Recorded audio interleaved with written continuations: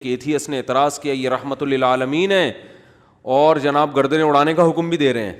یہ کیسے رحمت للعالمین ہے؟ بھائی رحمت للعالمین کا یہ مفہوم کہ کسی کو کچھ بھی نہ کہیں یہ رحمت نہیں ہے, یہ انسانیت کے لیے زحمت بن جائے گی یہ عادت, تو کیونکہ اس صفت کو فالو کرنا ممکن نہیں ہے. رحمت کا معنی ہر لحاظ سے جامع شخصیت ہیں آپ صلی اللہ علیہ وسلم. مشہور واقعہ کئی بار سنا چکا ہوں, دوبارہ سنا کے بس پھر آگے بڑھتا ہوں کہ ایک شخص نبی صلی اللہ علیہ وسلم کی جاسوسی کر رہا تھا, گرفتار ہو گیا, تو آپ نے حکم دیا اس کی گردن اڑائی جائے. اب دیکھو گردن اڑانے کا حکم دینا بظاہر یہ رحمت کے خلاف ہے نا. ہم کہتے ہیں نہیں بھائی گردن کیوں اڑائی جائے, اسلام تو بہت وسیع مذہب ہے, ٹھیک ہے نا, اللہ بہت غفور رحیم ہے. آپ صلی اللہ علیہ وسلم نے حکم کیا دیا گردن, کیونکہ نہیں اڑائی تو یہ اپنے ساتھیوں کے ساتھ ناانصافی ہوگی. کل دوبارہ جاسوسی کرے گا, ہمارے ساتھ پہلے اپنے لوگ ہیں, لیکن اس نے اپنی 6 بیٹیوں کا واسطہ دیا کہ میری 6 بیٹیاں ہیں, میں 6 بیٹیوں کا باپ ہوں, آئندہ نہیں کروں گا. آپ صلی اللہ علیہ وسلم کو اس پہ ترس آیا اور آپ نے اس کو چھوڑنے کا حکم دے دیا. دوبارہ گرفتار ہو گیا, دوبارہ کمبخت جاسوسی کر رہا تھا. پھر اس نے اپنی 6 بیٹیوں کا واسطہ دیا, مجھے نہ مارے میری 6 بیٹیاں ہیں. تو آپ نے کیا فرمایا, لا یلدغ المؤمن من جوہر مرتین, مسلمان ایک سوراخ سے 2 دفعہ نہیں ڈسا جاتا. حکم دیا اس کو مار دو, اس لیے کہ اس کی بیٹیوں کا خیال کریں یا اپنے ساتھیوں کا خیال کریں. کیسا بیلنس اس میں, اصل بتا دیا کہ اصل رحمت ہے. ایک روایت میں آتا ہے تخلقوا باخلاق اللہ, اللہ کی صفات اختیار کرو.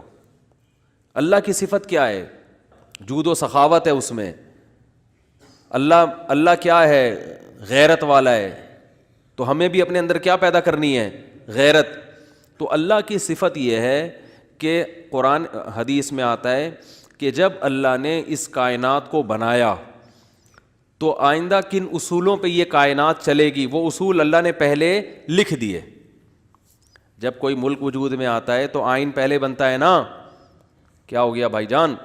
آئین پہلے بنتا ہے, اس کے بعد اس آئین کے تحت قانون وضع ہوتے ہیں. تو اللہ نے سب سے پہلے جو چیز پیدا کی وہ قلم. حدیث میں یہ ہمیں سمجھانے کے لیے مثالیں دی گئی ہیں.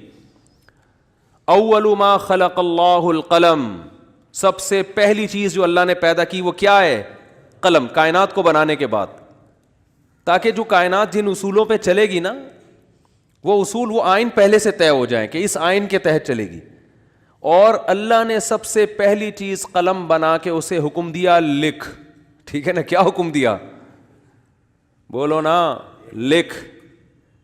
تو پہلا اصول لکھا, سبقت رحمتی علی غضبی, میری رحمت میرے غصے پر غالب رہے گی. کیا پیاری بات اللہ نے ہم لوگوں کے لیے لکھ دی, جس کی وجہ سے آج ہم بچے ہوئے ہیں. یعنی جہاں غصے اور رحمت میں ٹکراؤ ہوگا تو رحمت کیا ہوگی؟ رحمت کا گراف ہمیشہ اوپر رہے گا. اللہ یہ بھی لکھ سکتے تھے کہ میرا جو غضب ہے وہ ہوگا ہی نہیں, میرا غضب ہوگا ہی نہیں, ہمیشہ کیا رہے گی؟ رحمت. رحمت ہی رحمت کے اصول پہ چلے گی, غضب نہیں ہوگا.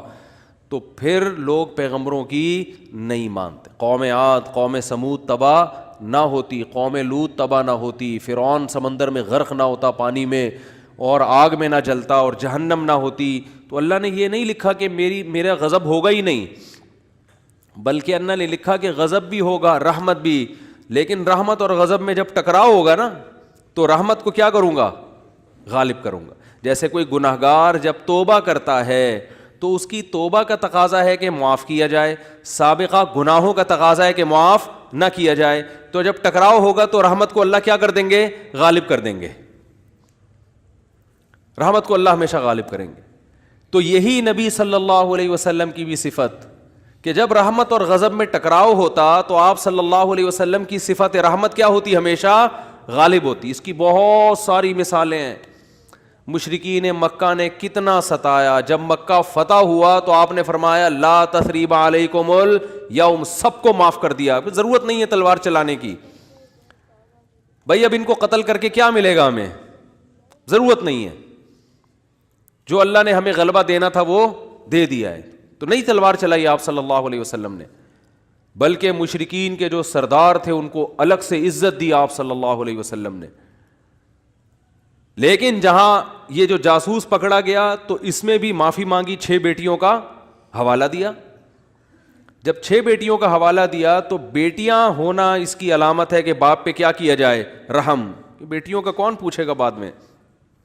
جاسوس ہونا اس کا تقاضا کرتا ہے کہ گردن اڑائی جائے. تو یہاں بھی رحمت اور غضب کیا ہو رہے ہیں, بولو بھائی, ٹکرا رہے ہیں. اس لیے آپ صلی اللہ علیہ وسلم نے کیا حکم دیا, چھوڑ دو. بیٹیوں کا واسطہ دے رہا ہے. دوبارہ جب پکڑا گیا ہے تو اب بھی اگر چھوڑنے کا حکم دے دیا جاتا تو اس کا مطلب صفت غضب ہے ہی نہیں. اور یہ بہت خطرناک چیز ہے کہ آپ کے اندر غضب کی اور انتقام کی صفت ہی ختم ہو جائے, انتقام لیس ہو جائیں. اس کا مطلب آپ قوم کے لیڈر نہیں بن سکتے, آپ قوم کو گائیڈ نہیں کر سکتے, آپ قوم خود بھی ڈوبو گے, قوم کو بھی ڈبو دو گے, آپ برباد ہو جاؤ گے. تو میں یہ اتنی ڈیٹیل میں اس لیے بیان کر رہا ہوں کہ یہی چیز ہمیں بھی اپنانے کی ضرورت ہے. اصل پیار ہے, اصل محبت ہے, اصل رحمت ہے, اس کو غالب رکھنا ہے ہمیشہ.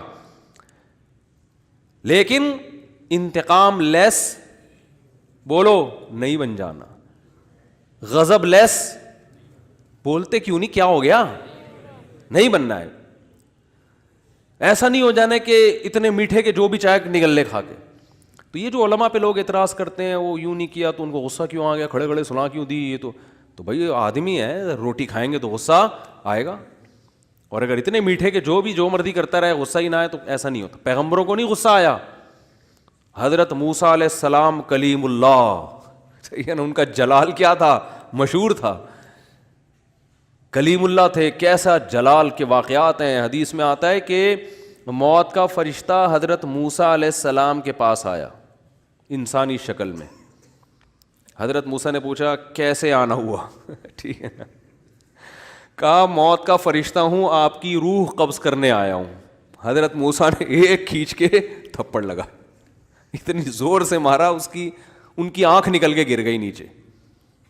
وہ اللہ کے پاس گئے, اللہ اپنے کس بندے کے پاس بھیجا ہے تو نے مجھے, ہے بھائی.